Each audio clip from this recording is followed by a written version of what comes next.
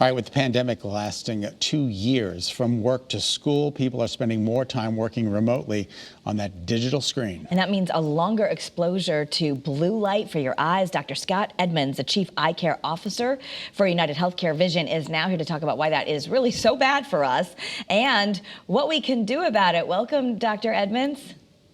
Hello. So 13 hours per day, is that an accurate figure, doctor? That sounds so crazy.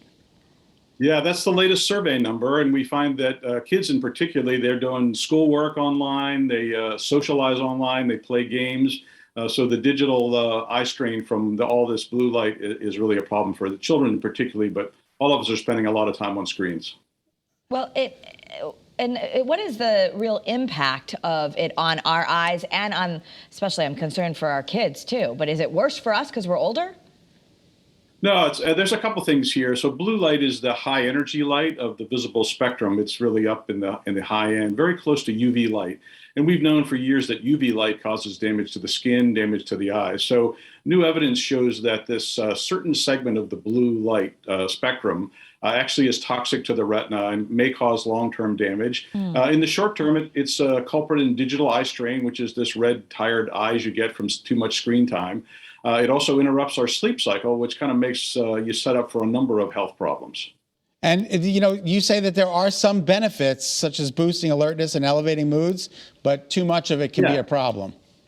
Yeah, so people that are not exposed to a blue light enough, like in the northern climes where they don't get the sun in the summer, they get a seasonal affect disorder, and then they need to actually use blue light to help enhance their mood. But blue light after dinner time, when it normally would be sun would go down, it disrupts our sleep cycle because our brain thinks it's still daytime, and you try to go to sleep and you're wide awake. Oh.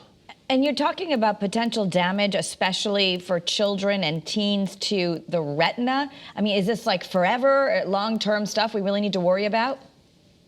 Well, we worry because our studies show that it is phototoxic, and like lots of toxins, it doesn't cause immediate damage. But a lifetime of exposure to toxic substances like cigarette smoke, for instance, you don't die from one cigarette, but if you develop a smoking habit, that toxicity will cause problems in the lungs. So we're concerned that this toxicity, just like the UV light toxicity, slowly damages the retina, and in people that are susceptible, they'll develop age-related macular degeneration. So that is a common problem in the senior citizens, and UV and now blue light are implicated as a causative factor. And back to the kids for once, he said for parents, it's important to look out for digital eye strain with their children. How would they know? What are some of the signs? Well, the kids will be blinking a lot. You'll see them squinting, or they get too close to the screen, which is bad because they get more radiation because they're struggling to see it. You may see their shoulders get stiff, or they're uncomfortable from too much time hunching over the screen. So parents need to look for that.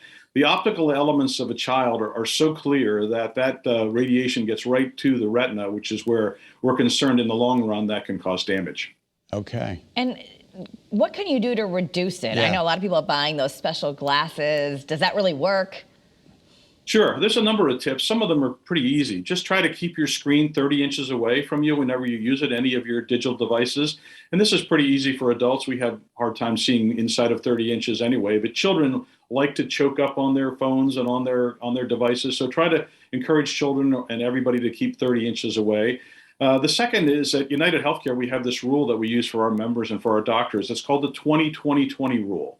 And that rule says with every 20 minutes of screen time, you should take a 20-second break to look off into the distance, 20 feet or beyond.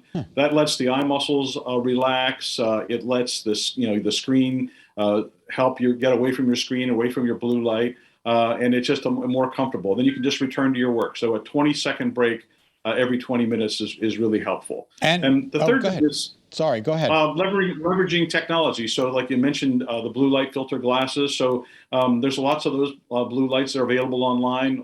Problem online is you don't necessarily know what you're getting when you get blue light glasses from an unknown source. But your eye doctor can help you weed out which kind of problems you are having, whether it's digital eye strain or some other problem.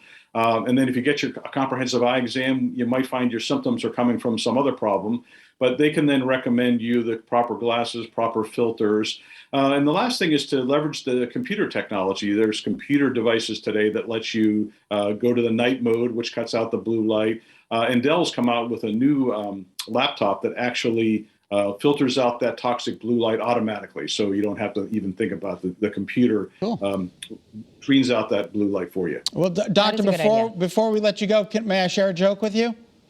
Sure. Do you know why teachers have the best vision? I thought they had eyes in the back of their head. No, they have so many pupils. There you go. Thank you for Doctor. being with us, Doctor. Hey, thanks very much for having me. Oh, it's our pleasure. And for more information, you can visit uhc.com or follow them on social media at UHC. Just a good reminder to always get those eye exams, too. 100% every year I go without fail. All right, the snow is coming, so where can you go sledding? Well, we asked you on social media, and we are revealing your favorite, most popular spots next and showing you a fun activity you can do with your kids when you're all done with the sledding. Great Day, Connecticut. We'll be back in 2 minutes. Stay with us.